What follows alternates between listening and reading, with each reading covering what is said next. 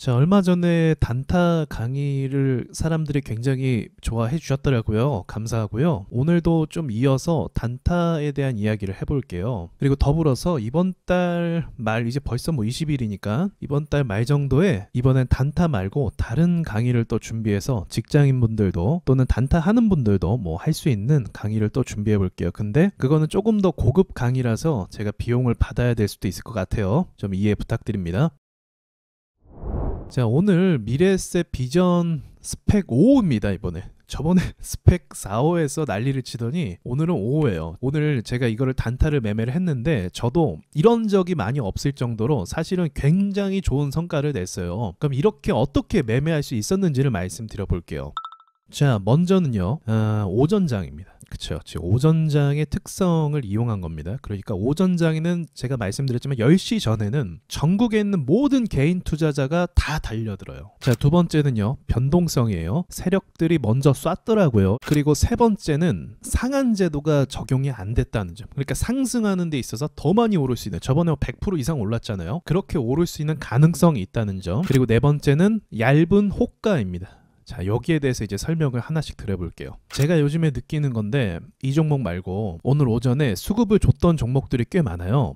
실시간 종목조회 순위를 보면 나오겠지만 오늘 DI가 일단은 좀 대장격으로 잘 올랐었고, 삼천당 제약도 시초부터 막 밀고 올랐었고, 아무튼 여러 수급이 강한 종목들이 오전에 굉장히 많이 나왔었어요. 시장이 좋아서 그랬던 것 같아요. 근데 문제는 뭐냐면, 문제는 이 종목들이 오르는 그 시점에서 사람들이 사는 타이밍에서는 얘네가 안 가줬다는 거죠. 이미 올랐을 때 발견해서 매수하면 떨어지고, 매수해서 올라가나 싶으면 안 갔다가 여기서 또 가나 싶으면 안 가는 거예요. 1시간 거의 가까이 40분 정도 이렇게 고통을 줬던 모습이 보일 수 있고요. DI 같은 경우는 왜 이렇게 잘 올랐는지 아세요? 저는 알고 있어요. 이게 사실 엄청 강한 종목은 아니거든요, DI가. 근데 오전에 JNTC랑 그리고 삼청단 제약이랑 이런 종목에서 수급을 다 빨아들였던 거예요. 노브랜드도 마찬가지였고, 노브랜드도 일봉을 보시면 이게 기술 반등 자리거든요. 그래서 기술 반등으로 원래 힘이 좋았잖아요. 상장할 때도 반등이 한 번도 없었기 때문에 호가층이 다 비어 있어서 여기까지 수급이 그냥 쐈던 겁니다. 그리고 나서 여기는 추가적으로 이제 투자 심리가 붙어서 더 올랐던 부분이었던 거고, 그러니까 어느 때보다도 전체적으로 오전장에 상승이 좀 수월하게 나와야 되는 타이밍에서 상승이 잘 안 나오는 경우가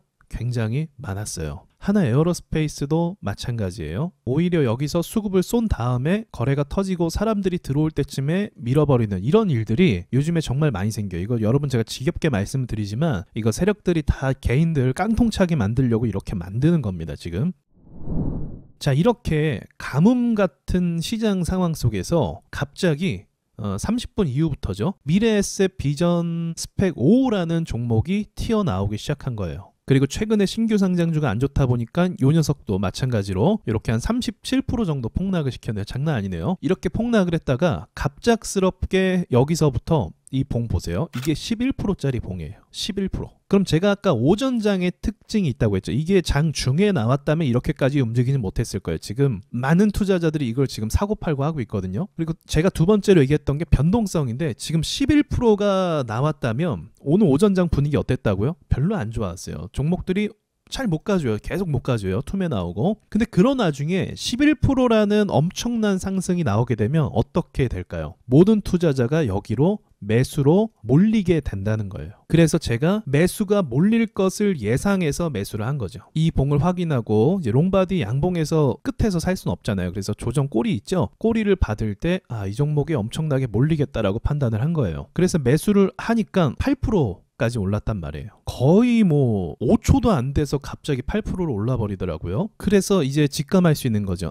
세력들이 엄청난 변동성을 줬다는 건 이유가 있는 거거든요. 그리고 많은 사람들이 여기에 달라붙을 수밖에 없겠다. 이렇게 큰 변동성을 만들어내면요, 그거는 무조건 세력이 한 겁니다. 어떤 정신 나간 사람이 스펙주에다가 저렇게 돈을 쏘면서 올릴 수가 없는 거거든요. 그래서 직감을 한 거죠. 이런 식으로 또 장난을 치겠다. 그리고 나서 차트 분석에 또 바로 들어가야겠죠. 여기서 같은 경우는 일단 변동성을 이용한 일시적인 매매였다라고 한다면 그 다음은 차트 분석에 들어가야 됩니다. 자, 보시면 여기 꼬리가 달려있죠. 그러면 필연적으로 이 종목이 가려면 가는 전제를 만들려면 쌍고를 만들 게 분명하거든요. 그래서 지켜를 본 거죠. 지켜보니까 쌍고 터치를 하더라고요. 그리고 또 무조건 호가가 약하기 때문에 지금 올라온 수치가 있잖아요. 여기서 이렇게 떨어지는 그림이 나오게 될 겁니다. 그래서 조정을 한번 기다렸던 거죠. 여기서 터치를 하나 기다렸다가 이런 데서 사면 안 돼요. 그리고 조정을 기다렸어요. 조정이 마이너스 10% 정도 조정을 받았습니다.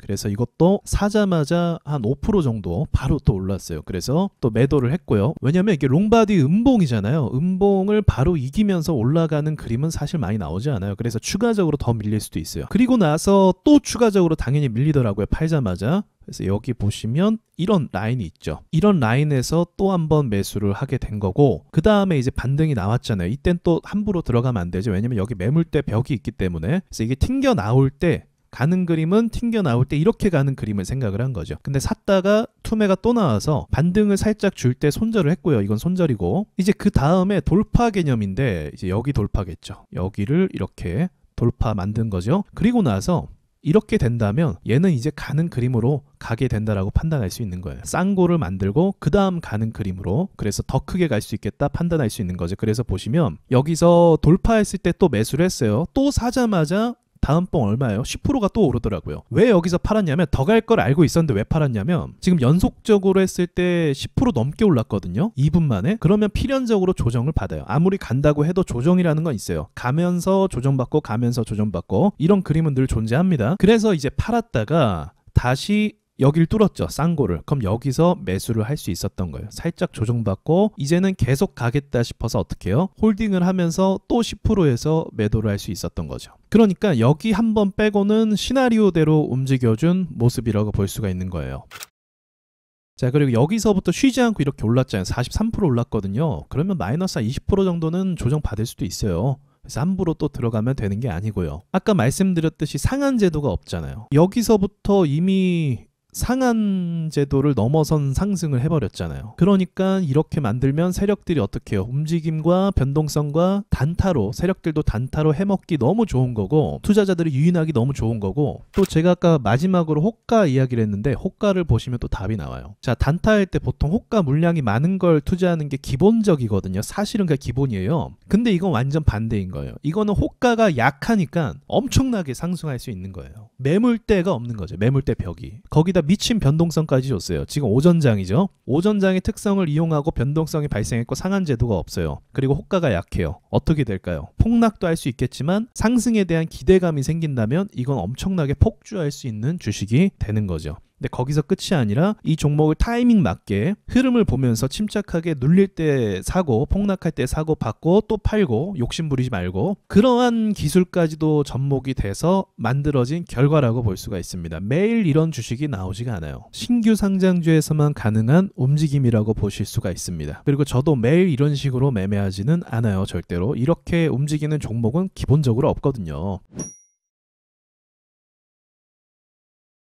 여러분, 제가 말씀드렸지만 데이 트레이딩에서 3에서 5% 나오면 이거 진짜 수익 많이 나온 거예요. 해보신 분들은 알아요. 근데 이렇게 3에서 5% 나오면 정말 많이 나온 건데, 지금 보시는 것처럼 이렇게 움직이면 사람들이 어떻게 되겠어요? 사람들이 눈이 뒤집히는 거죠. 투자자들이. 그래서 막 매수 버튼을 누르는 거죠. 그래서 호가가 약해서 세력이 아니더라도 개인 투자자들 때문에 이게 또 올라가 버릴 수가 있는 거예요. 단기 매매를 하기 위해서는 사실 이해도가 좀 많이 필요하거든요, 여러분. 그래서 이 영상 보시고 좀 공부가 되었으면 좋겠어요. 사실 영상 찍다가도 이게 여기까지 조정을 받아서 제가 지금 또 매수를 했거든요. 이거 좀 팔고, 아무튼 영상도 마치도록 하겠습니다.